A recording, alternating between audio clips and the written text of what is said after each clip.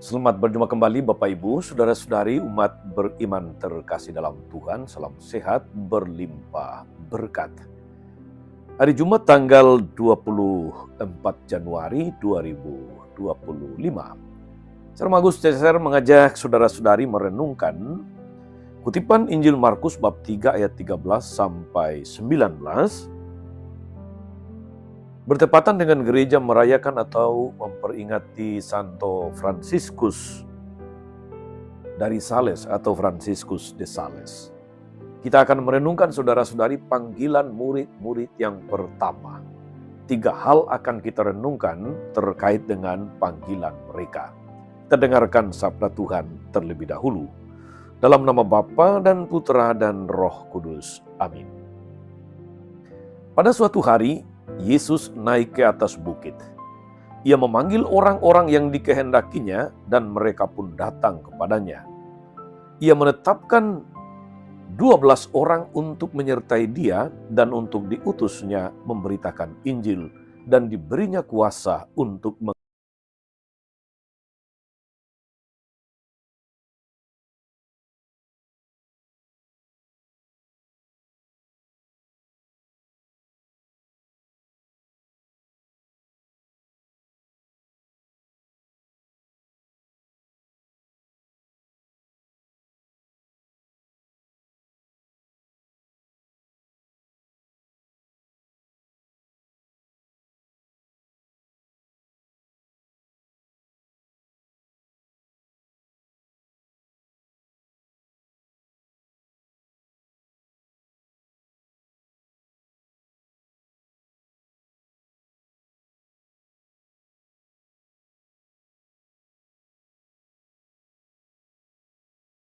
kutipan Injil di mana Yesus memanggil ke-12 orang rasul saudara-saudari. Di sana kita akan menemukan Yesus yang memanggil orang-orang yang sangat biasa untuk menjadi rasulnya.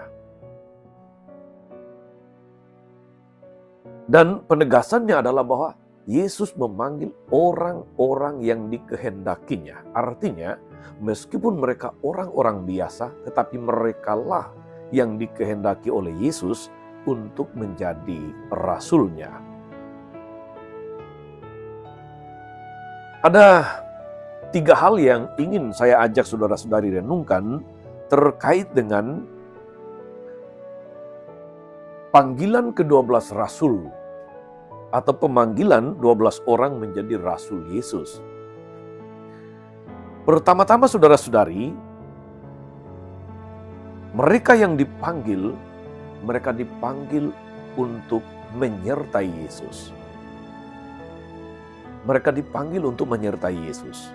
Hal ini berarti bahwa seorang rasul ada bersama atau tidak jauh dari Yesus.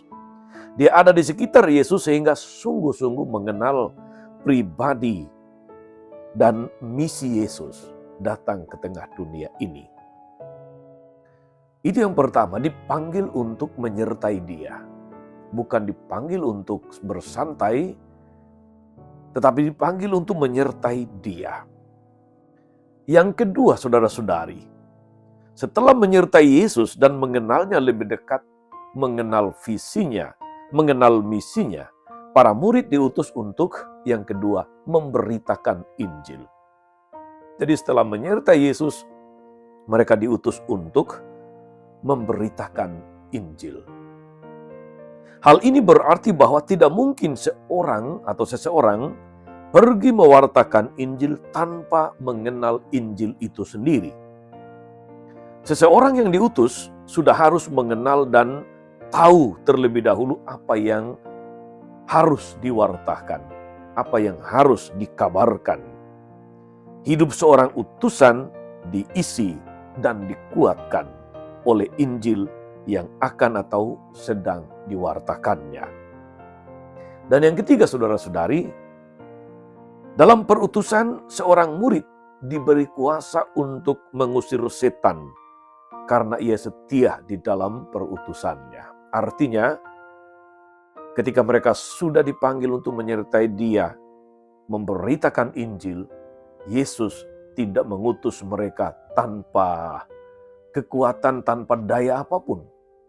Yesus memperlengkapi mereka dengan kuasa, dengan daya, dengan power untuk membuat pewartaan Injil itu menjadi berhasil. Dalam banyak kisah dalam Injil, kita tahu saudara-saudari, para murid mampu mengusir setan, menyembuhkan orang sakit, dan mereka sangat bersukacita akan itu. Saudari-saudara umat beriman terkasih, dari 3 hal penting ini, dipanggil menyertai Dia, diutus mewartakan Injil, dan diberi kuasa untuk mengusir setan. Ketiga hal ini tidak bisa dilepaskan satu sama yang lain. Seorang utusan menjadi kuat dan memiliki kuasa karena tidak jauh, tidak terlepas dari pokok, yaitu Dia yang mengutus, yaitu Yesus Kristus. Kita ingat dalam bagian Injil yang lain, saudara-saudari, Yesus menyebut dirinya sebagai "Akulah pokok anggur, kamu ranting-rantingnya. Barang siapa terlepas dari aku, dia tidak berbuah." Demikianlah yang terjadi dengan para rasul ini. Pewartaan mereka tidak akan berhasil kalau mereka terlepas dari Yesus. Kesatuan dengan Yesus mengokohkan panggilan seorang murid untuk terus menjadi pewarta yang ulung, untuk terus menjadi saksi yang berbuah. Sebab itu saudara-saudari, seorang pengikut Yesus hanya bisa bertahan dalam situasi apapun bila ia hidup dekat dengan Yesus, bersatu dengan Dia. Maka jika tidak, dia akan kehilangan daya, kehilangan kuasa, dan kewibawaan sebagai seorang murid, sebagai seorang utusan. Saudari-saudara umat beriman terkasih dalam Tuhan, 3 hal ini bisa meneguhkan kita sekalian yang hidup pada zaman ini sebagai pengikut Yesus.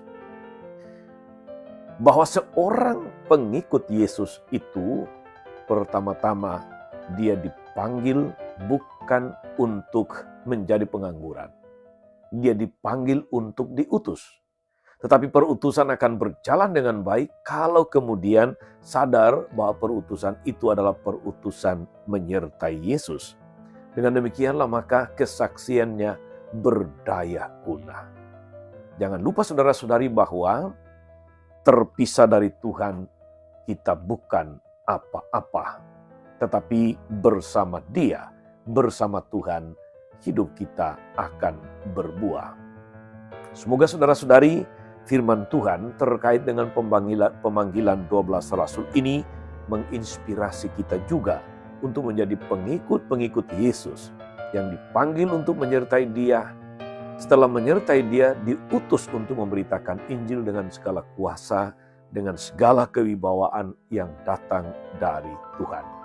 Selamat mewujudkan perutusan saudara-saudari dalam setiap karya pelayananmu dimanapun itu.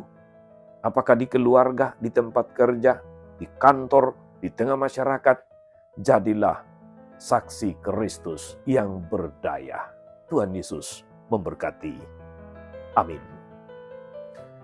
Tuhan Yesus Kristus, kami bersyukur karena Engkau telah memanggil kami semua menjadi murid-murid-Mu, menjadi pengikut-Mu.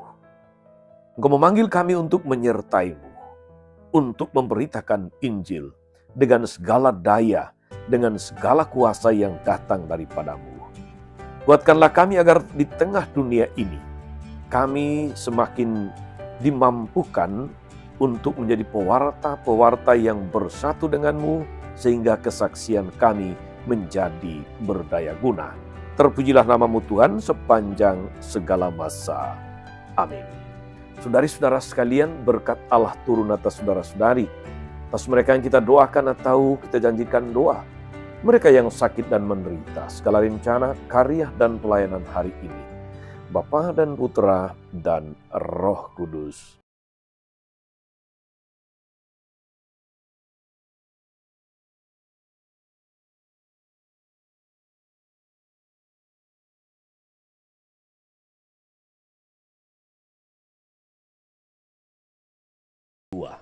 Tuhan memberkati.